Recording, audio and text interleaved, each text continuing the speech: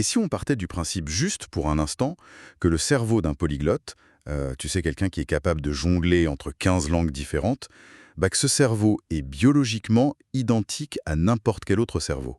Ouais, totalement identique. Exactement. Qu'il n'y a absolument aucun gène magique des langues, tu vois, aucune mutation rare. Et pourtant, on le sait bien, la société a vraiment tendance à traiter ces personnes comme si elles possédaient un don mystique tombé du ciel, quoi. C'est clair, on les voit un peu comme des super-héros de la linguistique. C'est exactement ça. Et la mission de notre exploration approfondie d'aujourd'hui, c'est précisément de réduire ce mythe en cendres. On va exposer la mécanique bien réelle qui se cache derrière tout ça. On plonge au cœur d'une source qui est vraiment fascinante. Ah oui, très riche. Ouais, c'est une vidéo super détaillée de la chaîne YouTube de Kelly, la prof de français. Et cette analyse, en fait, elle décortique et met en pratique les concepts du livre d'Alex Rawlings, Comment parler n'importe quelle langue couramment. Un livre de référence d'ailleurs. Absolument. Et ce qui rend cette plongée au cœur des sources indispensables, c'est vraiment cette promesse qu'une simple transformation de l'état d'esprit, couplée à des mécanismes précis, ça peut débloquer ce soi-disant super pouvoir chez absolument tout le monde. N'importe qui peut y arriver. Et c'est un postulat de départ qui change radicalement la perspective, je trouve. C'est quand même important de préciser qu'Alex Rawlings, c'est pas juste un théoricien déconnecté de la réalité dans son bureau, hein. Ah non, pas du tout. Le gars parle lui-même couramment plus de 15 langues. Donc son message central, qui est d'ailleurs parfaitement mis en lumière par l'analyse de notre source d'aujourd'hui, ça démystifie complètement l'apprentissage. Ouais, il casse le mythe, quoi. Voilà. Il démontre que la fluidité, c'est pas un concept insaisissable, c'est pas une bénédiction génétique, c'est avant tout une compétence technique et psychologique, en fait au même titre que, je sais pas moi, l'apprentissage du code informatique ou du violon. Ouais, c'est de la technique. C'est ça requiert une ingénierie spécifique, un recablage mental et puis surtout les bons outils. C'est vraiment pas de la magie, c'est de la mécanique cognitive pure et dure. Ok, analysons ça en profondeur. Parce que si on affirme que c'est purement mécanique et que c'est accessible à tous, on se heurte direct à un paradoxe énorme. Lequel? Pourquoi est-ce qu'une majorité écrasante de personnes commence une nouvelle langue, télécharge une super application un dimanche soir avec une motivation dingue, s'achète des petits carnets neufs, pour finalement, tout abandonner un mois plus tard face à une liste de verbes irréguliers? Ah oui, le fameux abandon du premier mois. C'est ça. Qu'est-ce qui cloche fondamentalement dans notre approche par défaut pour qu'on se prenne le mur de façon aussi systématique? Ce mur dont on parle souvent, en fait, il n'est pas du tout fait de grammaire ou de vocabulaire complexe. Il est avant tout psychologique. La source identifie vraiment de manière super clinique une série de blocages mentaux qui sabotent les efforts bien avant même qu'ils puissent donner des résultats. C'est fou de se dire qu'on se sabote nous-mêmes. Grave. Et le tout premier obstacle, c'est le fameux mythe de l'âge. Ah, l'idée qu'on est trop vieux pour apprendre. Exactement, c'est cette croyance hyper ancrée dans l'inconscient collectif qui affirme qu'après l'enfance, le cerveau perdrait de sa plasticité. Genre, il se calcifierait et ça rendrait l'assimilation d'une langue presque impossible. Attends, je me dois de jouer l'avocat du diable ici 2 secondes. Vas-y. C'est pas un fait scientifiquement prouvé que les enfants absorbent les langues comme des petites éponges. Je veux dire, ils étudient pas, ils font pas de fiches de révision le soir. Ils ont juste l'air de respirer la langue de leur environnement. C'est difficile de dire que c'est juste un mythe, non? Alors, c'est une nuance vitale à apporter, effectivement. C'est vrai que les enfants ont une plasticité neuronale très spécifique qui leur permet, par exemple, de distinguer et de reproduire des sons, des phonèmes très subtils avec une facilité déconcertante. Ouais, ils chopent l'accent direct. Voilà. Mais par contre, ce qu'on oublie souvent, c'est que les adultes possèdent un avantage cognitif massif que les enfants n'ont absolument pas. Et c'est quoi? La métacognition. Ah, la capacité de réfléchir sur sa propre pensée. Exactement. Un cerveau adulte a la capacité d'analyser des schémas, de faire des analogies, d'utiliser des associations d'idées hyper complexes et de comprendre des concepts syntaxiques abstraits. En gros, un adulte concentré peut piger les règles de structure d'une langue, 10 fois plus vite qu'un gamin de 3 ans. Donc on n'est pas du tout désavantagé en fait. Pas du tout. Le vrai problème des adultes, il n'est pas biologique. Il est émotionnel, il est social et il est complètement forgé par les attentes de la société. Ok, donc si je comprends bien, la source, c'est vraiment la peur du jugement social qui agit comme un boulet qu'on traîne. C'est pas le vieillissement de nos neurones. Et j'imagine que l'ère des réseaux sociaux joue un rôle catastrophique là-dedans, non? Ah mais totalement. Les réseaux sociaux, ils agissent comme une loupe déformante. Ouais, on voit que le résultat final. C'est ça. L'apprenant lambda, il va sur son téléphone, il observe des créateurs de contenu qui s'expriment avec une aisance absolue, sans aucun effort apparent, Et inévitablement, il compare son propre chapitre 1, où il bégaye et cherche ses mots, au chapitre 20 de ce polyglotte virtuel. C'est super violent pour l'ego. Très violent. Et cette comparaison sociale, elle déclenche un sentiment d'insuffisance chronique. Ça crée une quête toxique de la perfection immédiate. On veut être parfait tout de suite. Mais bon, faut pas seulement blâmer Internet non plus. Il y a l'école, j'imagine. Oui, le traumatisme remonte super souvent au système éducatif traditionnel. La plupart des écoles imposent l'idée qu'une langue, c'est une matière académique classique. Avec des notes et des bulletins. Voilà. Et le succès se mesure à la perfection orthographique sur une copie double. L'école va valoriser la mémorisation de listes interminables complètement hors contexte, et surtout elle sanctionne super sévèrement la moindre erreur de conjugaison. Le fameux stylo rouge. Le stylo rouge, oui. Du coup, ça relègue la communication orale au second plan, alors que c'est censé être l'essence même d'une langue. C'est fascinant et en même temps c'est super tragique quand on y pense. Si on fait une analogie, c'est un peu comme si, pendant 10 ans, le système scolaire nous obligeait à étudier les plans d'ingénierie d'une voiture, tu vois. Ah ouais, très bonne image. Ouais, on passerait des heures à mémoriser comment fonctionne le moteur à combustion, le nom de la moindre courroie, la physique de l'aérodynamisme, tout ça sur le papier. Tout le côté théorique, quoi. Et puis, un beau jour, on nous jette les clés de la voiture en nous disant « Allez, vas-y, conduis sur l'autoroute ». Évidemment qu'on va caler. C'est inévitable. On connaît la théorie à la perfection, on est limite capable de traduire un texte littéraire du 19e siècle, mais on est pris de sueur froide à l'idée de demander où sont les toilettes dans une gare à l'étranger. Ce qui est fascinant ici, c'est que cette métaphore de l'ingénierie, elle illustre parfaitement la grosse fracture entre la connaissance déclarative, c'est-à-dire savoir ce qu'est la règle, et la compétence procédurale, donc savoir l'appliquer en temps réel. Ouais, c'est deux mondes différents. Totalement. Et ce qui est particulièrement pernicieux, c'est la façon dont cette peur de l'erreur, générée par l'école, crée une espèce de boucle de rétroaction négative. L'appréhension de mal prononcer un mot ou juste d'être incompris, ça génère un tel pic de stress que l'individu préfère carrément se taire. Il fuit la conversation. C'est ça. Or, en évitant la prise de parole, on se prive de la seule et unique pratique qui est capable de forger cette fameuse fluidité. C'est vraiment une prophétie autoréalisatrice absolue. Ouais. On a peur d'être mauvais, du coup on pratique pas par peur, et par conséquent, on s'améliore jamais. Exactement. Le serpent qui se mord la queue. Ce qui soulève une question super centrale, du coup. Si le mur est d'abord dans notre propre tête, comment on fait sauter le verrou ? La méthode d'Alex Rawlings propose forcément un protocole de déminage pour transformer cet état d'esprit avant même d'ouvrir un livre de vocabulaire. Absolument, c'est la base. Comment est-ce qu'on initie ce recablage mental ? La première manœuvre de déminage, c'est un changement drastique de perception. Il s'agit en fait de redéfinir l'objectif lui-même. Trop souvent, on perçoit la fluidité comme une ligne d'arrivée rigide, tu vois. Genre un diplôme à obtenir. Oui, une sorte de diplôme invisible qui nous donnerait enfin le droit de s'exprimer. Et Rawlings, il insiste vraiment sur le fait qu'il faut abandonner cette illusion. L'apprentissage, ça doit plus être une punition qu'on subit pour atteindre un résultat lointain. Tout faut kiffer le moment présent, quoi. C'est ça, ça doit être envisagé comme un processus dynamique.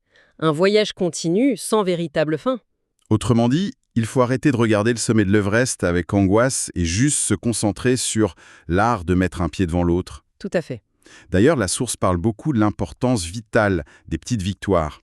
Au lieu de se mettre une pression dingue avec un terrifiant « il faut que je sois bilingue pour mon voyage au Mexique cet été », on devrait plutôt se dire « ce soir, mon but, c'est de comprendre le menu de ce restaurant en ligne ». Oui, des objectifs à très court terme. Ou à la fin de la semaine, je veux juste pouvoir dire bonjour, au revoir et merci sans hésiter. Et ces micro-objectifs, ils sont fondamentaux d'un point de vue neurologique. Ah ouais, pourquoi ? Chaque fois qu'une de ces petites victoires est atteinte, le cerveau libère une dose de dopamine. Tu sais, c'est le neurotransmetteur qui est lié au circuit de la récompense. Le truc qui nous rend accro. Exactement. Cette chimie, elle cimente la motivation sur le long terme. Mais le vrai pilier de cette transformation mentale, la vraie clé de voûte, c'est la redéfinition totale de l'erreur. La méthode nous demande de désamorcer la charge émotionnelle liée à l'échec. C'est-à-dire ? Une faute de conjugaison, ça doit plus être vu comme une humiliation sociale ou une preuve de faiblesse intellectuelle. Ça redevient, ce que ça aurait toujours dû être, une simple donnée, une coordonnée brute. Du feedback. Voilà, c'est juste une information qui signale à notre cerveau quel réseau synaptique a besoin d'un petit ajustement. Et en adoptant cette posture purement analytique et exploratoire, l'anxiété s'évapore progressivement. J'aime beaucoup cette idée de déstigmatiser l'erreur. Franchement, ça enlève un poids. Cependant, et voici où ça devient vraiment intéressant, soyons pragmatiques une seconde. Je t'écoute. Se dire que l'on aime ses erreurs, c'est une super philosophie de vie. C'est très apaisant sur le papier. Mais bon, on ne devient pas polyglotte juste en étant zen et tolérant envers soi-même sur un tapis de yoga. Ça serait trop beau. C'est clair. Une fois que cet état d'esprit positif est en place, concrètement, comment on passe à la pratique réelle? Est-ce qu'on se jette à l'eau sans filet?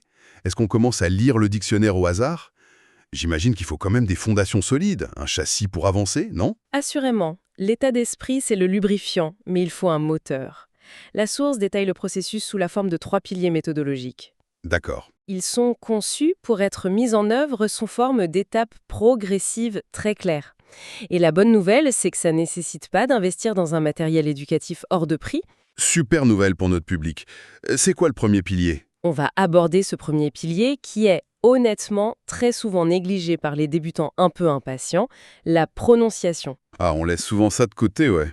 L'erreur classique, c'est de se dire « bon, l'accent et l'intonation, je corrigerai ça plus tard, une fois que j'aurai du vocabulaire ». La méthode déconseille fortement ça. Il est vivement conseillé de s'y attaquer dès la toute première heure. Et pour ça, la vidéo met en avant une technique très spécifique, le fameux shadowing. Oui, le shadowing. Sur le principe, c'est écouter un natif parler et répéter exactement la même chose avec juste une fraction de seconde de décalage, comme une ombre. C'est exactement ça. Mais là encore, je suis un peu sceptique. N'est-ce pas simplement se transformer en perroquet humain? Je veux dire, répéter des séries de sons sans forcément en comprendre la signification profonde au début, est-ce que ça fait pas juste de nous de bons acteurs plutôt que de bons locuteurs? C'est une réserve tout à fait logique. Mais en fait, ça passe à côté de la cible réelle du shadowing. Le but primaire de cet exercice, c'est absolument pas d'acquérir de nouveaux mots ou de comprendre la grammaire. C'est quoi alors? Son but, c'est d'entraîner la mémoire musculaire de l'appareil phonateur. Ah, c'est physique en fait. Complètement physique. Depuis notre naissance, les muscles de notre mâchoire, de notre langue, nos lèvres, nos cordes vocales, tout ça est conditionné pour résonner aux fréquences spécifiques de notre langue maternelle. Ouais, on a nos habitudes musculaires. Le shadowing agit comme une vraie gymnastique de rééducation. Il force cette musculature à produire des sons inédits. Et par ailleurs, ça permet d'absorber la prosodie de la langue cible. La prosodie. Oui, sa musique, son rythme de croisière, ses intonations, la manière de lier les mots entre eux. Et il y a une excellente astuce très rapide qui est mentionnée dans la source. Laquelle? Utiliser le dictaphone de son téléphone. On s'enregistre et on confronte, sans aucun filtre, sa propre voix à la mélodie d'origine. Wesh, ça doit faire mal à l'ego, ça. C'est parfois brutal pour l'ego, oui, mais c'est d'une efficacité redoutable pour ajuster le tir rapidement. Je vois. Donc on installe d'abord le système audio, le matériel vocal en quelque sorte, mais ensuite il faut impérativement remplir cette coquille avec des informations, avec des mots. La matière première. Exactement. Ce qui nous amène au deuxième pilier, le vocabulaire.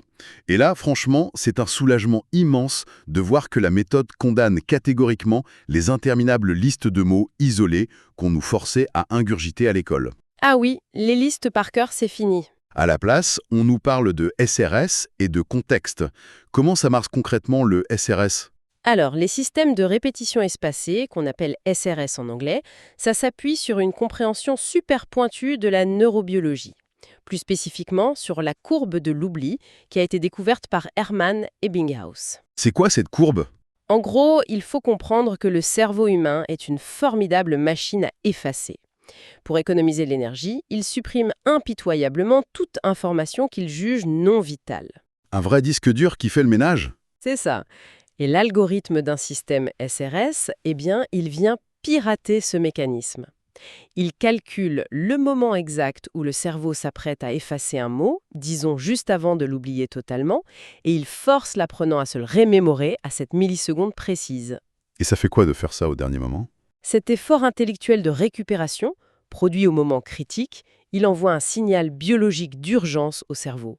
Ça lui dit « Attention, cette information est régulièrement sollicitée, elle est essentielle pour la survie, il faut la consolider dans la mémoire à long terme. » C'est super malin comme piratage. Et du coup, le contexte, il intervient pour amplifier cet effet, c'est ça? Tout à fait. La source prend un détail crucial, un exemple très terre à terre, apprendre le mot « pomme ». Si on l'apprend de manière isolée sur une carte mémoire, ça sert à rien. En effet, parce que le cerveau fonctionne par réseau associatif. Un mot isolé, comme pomme, il flotte dans un vide neuronal. Il n'a aucune accroche, aucune connexion. C'est juste un son sans attache. Mais par contre, si la carte mémoire te demande d'apprendre la phrase entière, genre « je mange une pomme tous les jours », là, la dynamique change du tout au tout. Le mot est soudainement ancré. Ouais, il prend vie. L'apprenant assimile simultanément le concept du fruit, un verbe d'action fondamentale, un pronom personnel et même une indication temporelle. On donne une véritable texture en 3 dimensions à l'information. Ce qui décuple la vitesse de mémorisation. Exactement. Ce qui nous propulse directement vers le 3e pilier. Celui qui honnêtement donne des cauchemars à tant de monde. La grammaire. Le gros morceau. Ouais, on utilise souvent le cliché de la maison pour l'expliquer. On dit que la grammaire, c'est les fondations sur lesquelles s'élèvent les murs du vocabulaire. Mais bon, soyons honnêtes, cette métaphore suggérée par certains, elle est un peu statique. Oui, un peu dépassé. Personnellement, je trouve qu'il est beaucoup plus pertinent de comparer la grammaire au code de la route d'une métropole tentaculaire. Ah, c'est une image nettement plus précise et dynamique, ça. N'est-ce pas? Parce que quand on veut apprendre à conduire, on commence pas par s'enfermer dans une pièce sans fenêtre pendant 2 ans pour mémoriser chaque ligne, chaque alinéa du code de la route. Surtout pour ensuite sauter dans une voiture en pleine heure de pointe à Paris. Voilà, ça serait suicidaire, on procède à l'inverse. On s'installe au volant, sur un parking désert, et on avance super lentement. On observe comment les autres véhicules négocient un rond-point, où ils freinent, comment ils mettent leur clignotant. On déduit les règles du trafic en observant la circulation réelle sur le terrain. Et c'est exactement ce que recommande la source avec l'approche de la grammaire intuitive. C'est l'idée d'apprendre sur le tas. C'est le principe de l'absorption naturelle. Le cerveau est incroyablement doué pour repérer des modèles, des structures récurrentes, à condition qu'on lui fournisse assez de données, bien sûr. Donc on arrête d'étudier les tableaux de conjugaison? Au lieu de s'arracher les cheveux en essayant de mémoriser froidement l'usage hyper complexe d'un subjonctif, l'approche optimale, c'est de s'immerger dans la langue, lire, écouter, regarder des contenus, jusqu'à ce que la mécanique de la phrase devienne naturellement familière à l'oreille. Ça doit juste sonner juste. C'est ça. Et c'est seulement une fois que cette intuition auditive ou visuelle est bien installée qu'on peut aller consulter un livre de grammaire. Ah, on l'utilise quand même. Oui, mais à ce stade, la règle écrite ne vient pas imposer un concept abstrait. Elle vient simplement confirmer et éclairer un schéma que l'esprit avait déjà repéré tout seul. C'est une approche inversée qui retire une immense friction. Bon, le plan d'action commence à être sérieusement charpenté là. On a la posture mentale adéquate et les 3 piliers mécaniques. Mais ici, on se cogne à la réalité de notre public.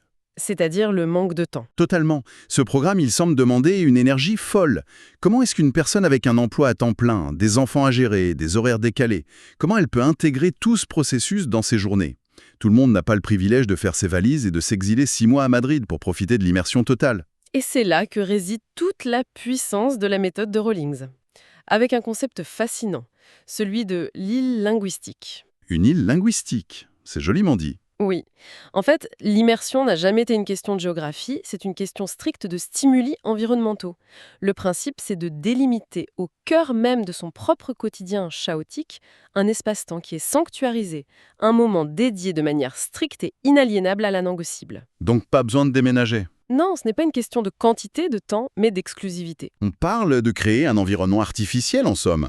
Par exemple, je pourrais décider que l'habitacle de ma voiture, lors du trajet domicile-travail, disons de 8h à 8h30 du matin, ça devient un territoire où ma langue maternelle n'a plus le droit de citer. Exactement. Ou alors que ce fauteuil spécifique dans le salon, juste le dimanche matin après le café, c'est une zone exclusivement réservée à la langue cible. C'est une forme de conditionnement pavlovien en fait. C'est le terme exact. Ce conditionnement spatial et temporel est crucial, parce qu'il élimine ce qu'on appelle la fatigue décisionnelle. L'apprenant n'a plus à se battre tous les jours contre lui-même pour trouver la motivation de s'y mettre. Le cerveau bascule en mode automatique. C'est l'environnement physique qui déclenche automatiquement le comportement linguistique. Mais, attention, pour que cette île ne se transforme pas en prison de corvée, la source met en point d'honneur à recommander d'intégrer l'apprentissage aux loisirs préexistants. Autrement dit, ne rien ajouter à son emploi du temps qui est déjà blindé, mais juste modifier la manière dont on consomme ce qu'on aime déjà. Fini les manuels scolaires barbants. Exactement. Il y a plein d'exercices quotidiens sans matériel complexe. Par exemple, si on a l'habitude de se détendre devant une série le soir, on configure juste l'audio et les sous-titres dans la langue cible. Si on est passionné d'astrophysique, on s'abonne à des blogs spécialisés dans cette langue. Le temps de loisir devient un temps d'immersion passive. La source détaille des routines qui sont extrêmement simples mais percutantes. Regarder des émissions culinaires dans la langue ciblée pendant qu'on prépare soi-même le dîner. C'est malin, ça. C'est un excellent moyen d'apprendre le vocabulaire des ingrédients en associant l'action physique aux mots. Il est aussi suggéré de rejoindre des forums de discussion, des clubs virtuels ou même des associations locales autour de ses passions, que ce soit la photographie, le sport, l'art ou la langue étudiée et la norme. En gros, on utilise sa passion comme cheval de Troie. Si on relie ça à la vue d'ensemble, le génie de cette astuce réside dans le fait que, lorsque le cerveau est captivé par le sujet lui-même, la recette de cuisine ou l'analyse d'un match de foot, le filtre de défense psychologique s'abaisse complètement. On apprend sans s'en rendre compte. L'acquisition du vocabulaire se fait de manière périphérique, sans aucune sensation d'effort laborieux. C'est cette accumulation de stimuli culturels authentiques qui finit par provoquer la bascule ultime. Le moment magique. Le stade où le cerveau cesse de traduire mentalement la pensée pour la formuler directement dans la nouvelle langue. Penser dans la langue cible, et même y rêver. C'est le Graal absolu. Mais bon, il faut tout de même rester lucide et honnête envers celles et ceux qui nous écoutent. Oui, il ne faut pas vendre du rêve inaccessible. Même avec une île linguistique super bien aménagée, avec des routines liées à nos passions les plus folles, l'apprentissage, c'est jamais une trajectoire linéaire. Ça monte et ça descend. Il arrive inévitablement un stade où l'on a la sensation brutale de stagner, où malgré les efforts quotidiens, on ne voit plus l'ombre d'un progrès, le redoutable effet de plateau. Pourquoi le cerveau semble-t-il se mettre en grève de manière aussi abrupte? Ce sentiment de stagner, il est hyper déroutant. Mais en fait, il trouve une explication super limpide en sciences cognitives. Lors des premières phases de l'apprentissage, absolument tout est inédit. Chaque nouveau mot crée instantanément une nouvelle connexion neuronale, simple. Donc, au début, on a l'impression de faire des pas de géant. La courbe de progression semble spectaculaire et exponentielle. Cependant, lorsqu'on atteint un stade intermédiaire, le cerveau change de mode de fonctionnement. Il entame une phase d'élagage synaptique et de consolidation. De l'élagage? Comme pour un arbre? Exactement. Il réorganise et renforce les réseaux existants pour les rendre structurellement plus efficaces à long terme. Ce travail en coulisses est totalement invisible et silencieux, ce qui donne l'illusion amère d'une stagnation. Mais en fait, il bosse en fond. C'est ça. Pour sortir de cette torpeur apparente, le livre conseille de créer un léger choc cognitif. Un choc cognitif. Concrètement, qu'est-ce qu'on est censé faire? Se secouer, changer ses habitudes? Totalement. Il faut introduire une nouveauté radicale qui force le cerveau à réactiver son niveau d'alerte. Ça peut passer par un changement brutal de routine, par exemple écouter des accents régionaux très différents, aborder un genre littéraire complètement nouveau ou s'exposer à un débit de parole beaucoup plus rapide.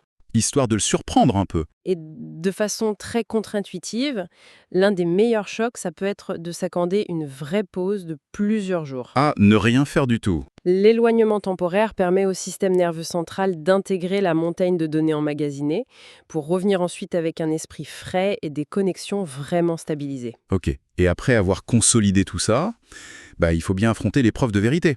Le boss de fin de niveau qui terrifie presque tout le monde. La conversation. L'interaction directe, sans filet, avec un locuteur natif. L'anxiété de la prise de parole.